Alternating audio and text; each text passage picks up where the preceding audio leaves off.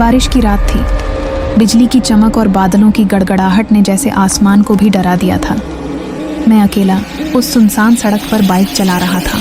रास्ता जो रूपगढ़ गांव की तरफ जाता था, एक गांव जिसे लोग बरसों से भुला चुके थे। मुझे उस गांव में कदम रखे हुए सालों हो गए थे, लेकिन आज कुछ खींच लाया था मुझे वहाँ।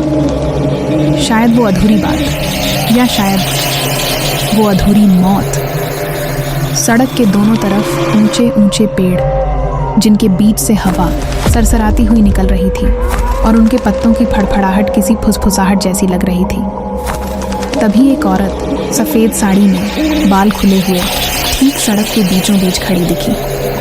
मैंने अचानक ब्रेक मारा, लेकिन जैसे ही बाइक रुकी, वो औरत हवा में उड़ती हुई मेरे ठीक सामने आ गई। उसके होंठ सिल दिए गए थे और आंखें खून से लाल थीं। वो एक शब्द बोले बिना सिर्फ मुझे घूर रही थी और फिर बोली, तू लौट आया।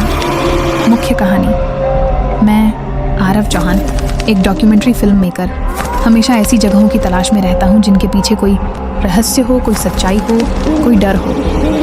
रूपगढ़ गांव का नाम बचपन से ही सुनता आया था, जहाँ दिन में भी सन्नाटा होता है। 30 साल पहले मैं अपने चाचा के साथ उस गांव में कुछ दिन रहा था, लेकिन एक रात वहाँ कुछ ऐसा हुआ कि हमें बिना कुछ कहे सुने गांव छोड़ना पड़ा।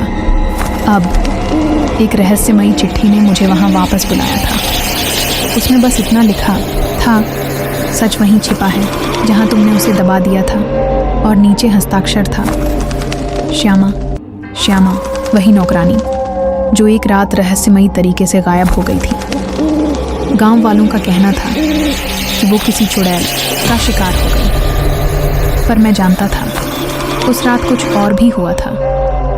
जब मैं गांव पहुंचा, सब कुछ वैसा ही था। टूटी हुई झोपड़ियाँ, जले हुए पेड़ और एकदम खाली गलियाँ।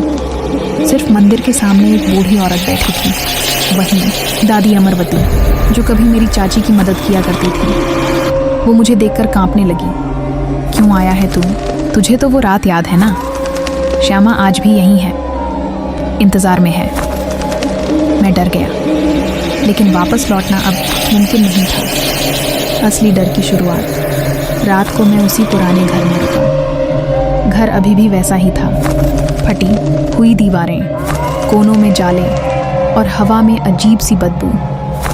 मैंने कैमरा निकाला और रिकॉर्डिंग शुरू की। तभी अचानक मेरी रिकॉर्डिंग स्क्रीन ब्लैक हो गई और उसमें सिर्फ एक चेहरा दिखाई दिया, श्यामा का। वो फुसफुसा रही थी, कहाँ दफनाया था मुझे आरव बाबू? मैं कांप उठा। कोई उस कमरे में नहीं था। फिर वो चेहरा कैमरे में कैसे? मैंने बाहर निकलने की कोशिश की, लेकिन दरवाज़ा अंदर से लॉक हो गया। खिड़कियों के शीशे पर खून से लिखा था, गुनाह को मिटाया नहीं जा सकता, अतीत का रहस्य खुलता है। 20 साल पहले की उस रात मैंने और मेरे चाचा ने देखा था कि श्यामा तांत्रिक विधि कर रही थी। हमें लगा वो काला जादू करती है और गांव के बच्चों की मौत का कारण वही है। गुस्से में चाचा ने उसे धक्का दे दिया। वो गिरकर मर गई। डर के मारे हमने उसका शव गांव के पुराने कुएं में फेंक दिया। किसी को कुछ बताया नहीं, पर अब वो वापस आ गई थी। अंतिम टकराव। मैं कुएं के पास गया। वहाँ एक लड़की खड़ी थी, बाल लंबे, आंखें सूनी। उसने धीरे से कहा, मुझे चैन चाहिए आरव बाबू, मुझे सबके सामने लाओ।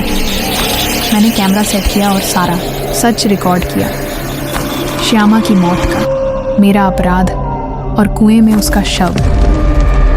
तभी बिजली चमकी और कुएं से हड्डियों से भरी एक साड़ी बाहर आई। वो श्यामा थी, पर अब इंसान नहीं, एक बदला लेने वाली आत्मा। उसने मेरी ओर हाथ बढ़ाया और कहा, अब तू भी यहीं रहेगा।